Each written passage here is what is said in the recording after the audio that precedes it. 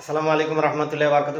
সুনান নাসি হাদিস নম্বর 5250 হজরত উবাই ইবনে সাইদ রহমতুল্লাহ আলাইহ ও হজরত ইবনে আমার রাদিয়াল্লাহু তাআলা আনহু থেকে বর্ণিত।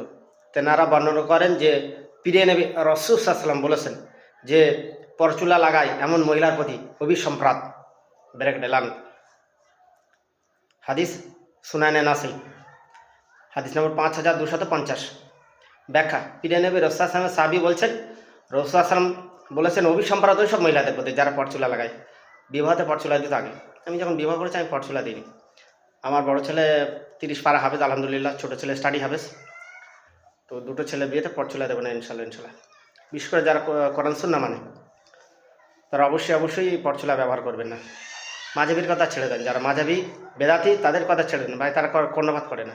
হাদিস সেই হাদিস তাও কর্ণপাত করে না। তো অবশ্যই পরচুলা ব্যবহার করা হারাম।